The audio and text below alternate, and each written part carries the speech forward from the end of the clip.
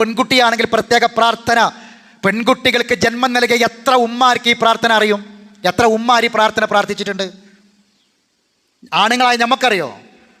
പെൺകുട്ടിയാണ് ജനിച്ചതെങ്കിൽ നീ പ്രാർത്ഥിക്കണമെന്ന് പെണ്ണിനോട് പറയാനുള്ള ഇൽമ് നമുക്കുണ്ടോ?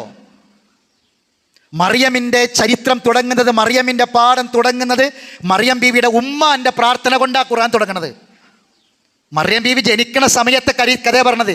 ഇന്ന് ഇങ്ങോട്ട് കഥകളെമ്പാടുണ്ട് മറിയമിൻ്റെത്, നമുക്കറിയാം. ജനിക്കണത് മുതൽ തുടങ്ങുകയാണ്. നമുക്ക് മാതൃകയാണ് മറിയം. സൂറത്ത് തഹ്രീമിൻ്റെ അവസാനത്തെ ആയത്ത് ഓതി കേൾപ്പിച്ചത്. എല്ലാ നിലക്കും മാതൃക. എങ്കിൽ ഈ മാതൃക നമ്മളിലുണ്ടോ? നമ്മളിലുണ്ടോ ഈ മാതൃക?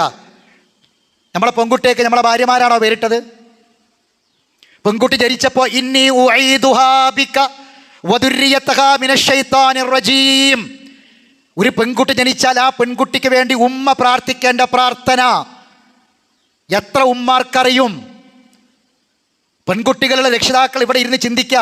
നമ്മളെ ഭാര്യ വീട്ടിൽ ചെന്നാൽ ചോദിക്കുക, ഭാര്യയോട് പ്രാർത്ഥിച്ചിരുന്നോ പ്രാർത്ഥന എന്ന്? ഖുർആനാണിത്, മാതൃകയാണ്.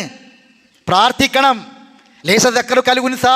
ആണും പെണ്ണും ഒരേപോലെ അല്ലല്ലോ പഠിച്ചത്. ആൺകുട്ടികൾ പുറത്തു പോയി നമുക്ക് പേടില്ല, പെൺകുട്ടികളോ ഒരേപോലെയാണോ? അതാണ് ഈ പറഞ്ഞ ലൈസ ദക്കറു കൽ ഉൻസാ. എന്നാൽ എന്താ വേണ്ടത്? പേടിച്ച് ബേജാറായി അങ്ങനെ ജീവിച്ച് തീർക്കല്ല. അള്ളാനെ ഏൽപ്പിച്ചോ. ഇന്നി ഉഈദുഹാ ബിക വദുർരിയതഹാ മിനശ്ശൈത്താനിർ റജീം. പെൺകുട്ടിക്ക് പ്രാർത്ഥിക്കേണ്ട പ്രാർത്ഥനയാണ്.